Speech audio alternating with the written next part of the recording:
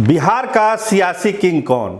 देखिए, बिहार में जब से सत्ता बदली है, नई सरकार बनी है, जुबानी जंग तो चल रही है, आप लोग सुन भी रहे होंगे, लेकिन जमीन पर किस सियासी दल की ताकत क्या है, इसका अंदाजा कैसे लगेगा?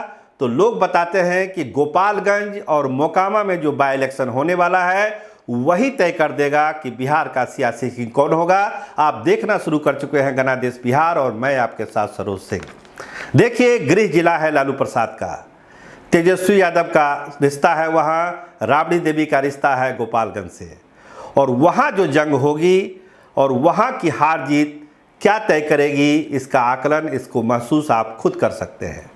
देखिए, जो 2020 का चुनाव हुआ गोपालगंज में, वहाँ पर भाजपा जीती, सुभाष सिंह वहाँ से जीते थे, उनका निधन हुआ है, इस कारण वहाँ पर बाय इलेक्शन हो रहा है। तो ये लड़ाई जब वहाँ पर होगी तो क्या रंग लाएगी? क्या जो ताकत बनी है जनता दल यूनाइटेड के साथ आरजेडी की, वो और मजबूत होकर उभरेगी और गोपालगंज में एक तरफा जीत दर्ज करेगा महागठबंधन, या फिर भाजपा जो अब साबित करने की कोशिश कर रही है कि बिहार में उसकी ताकत लगातार बढ़ रही है और जो उसकी सीट है गोपालगंज, उसको वो दोबारा रिटेन करेगी। तो ये लड़ाई गोपालगंज में लड़ी जा रही है। आपको आंकड़े बताएं कि पिछला चुनाव वहां पर सुभाष सिंह ने जीता था, आरजेडी के रेजाउल हक को उसने हरा दिया था, लेकिन निधन हुआ है। तो कैंडिडेचर पर भी वहां पर बहुत सारे मंथन चल रहे हैं कि गोपालगंज में कौन चुनाव लड़ेगा। तो अभी तक जो जानकारी है उसमें यही है कि जो सुभाष सिंह की पत्नी है वो भाजपा की तरफ से चुनाव लड़ेगी, और जहां तक महागठबंधन का सवाल है तो उसमें जो सबसे बड़ा नाम उभर कर सामने आ रहा है वो है जनता दल यूनाइटेड से मंजीत सिंह का। मंजीत सिंह वहां से चुनाव लड़ सकते हैं गोपालगंज से, ऐसे हमारे भरोसेमंद सूत्र बताते हैं। ऐसे आरजेडी के तरफ से भी बहुत सारे नाम चल रहे हैं, लेकिन कोशिश है कि मंजीत सिंह के नाम पर वहां एक सहमति बनाई जाए। तो मुकाबला वहां पर सुभाष सिंह की पत्नी और मंजीत सिंह के बीच होने के आसार हैं।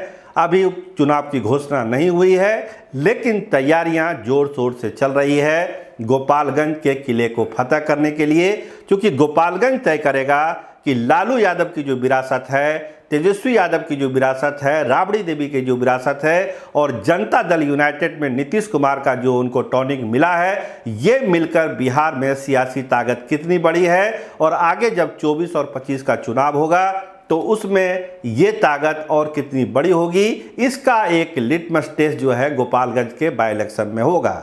अब हम बात कर देंगे मोकामा की, जहां पर बाय इलेक्शन होना है। अनंत सिंह वहां से विधायक थे, अयोग्य हो गए हैं, वहां बाय इलेक्शन हो रहा है।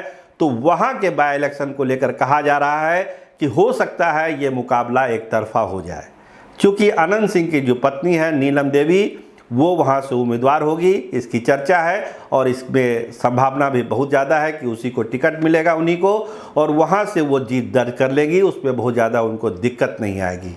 लेकिन अगर भाजपा नेताओं की आप बात करें तो भाजपा ने इस बार कमर कस ली है।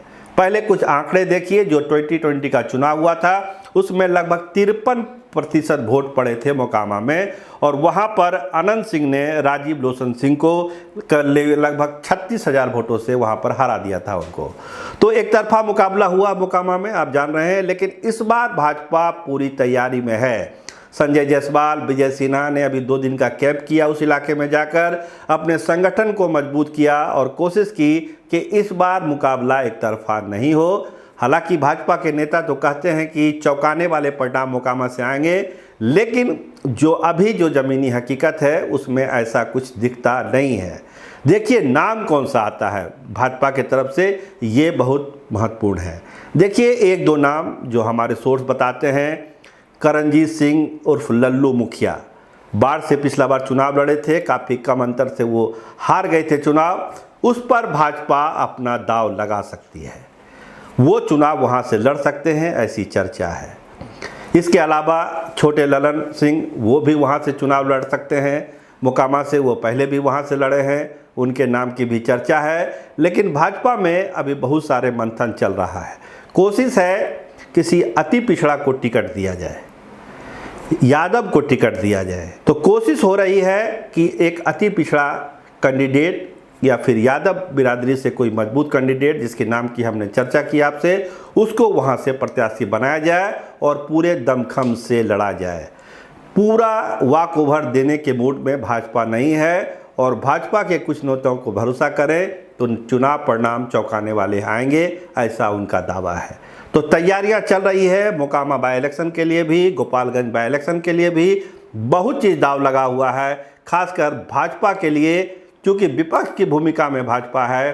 भाजपा को ये तय करना है, भाजपा को ये साबित करना है कि बिहार की सियासत में उसकी ताकत जनता दल यूनाइटेड और नीतीश कुमार से अलग होने के बाद भी कम नहीं हुई है। वो ताकत धीरे धीरे हमारी बढ़ रही है। अगर ये 2 बाई इलेक्शन भाजपा जीतती है तो ये तय मानिए कि भाजपा 24 और 25 में गर्दा मचाने की स्थिति में होगी। और ये गर्दा तभी मचेगा जब इस बाई इलेक्शन में भाजपा का बेहतर प्रदर्शन हो। हालांकि चुनौती काफ़ी कड़ी है भाजपा के सामने, तो इंतज़ार करिए बाई इलेक्शन के शंखनाद का और भाजपा के तैयारी का और महागठबंधन के तैयारी का मजा लीजिए। कैमरामैन राहुल राज के साथ मैं सरोज सिंह, धन्यवाद, नमस्कार।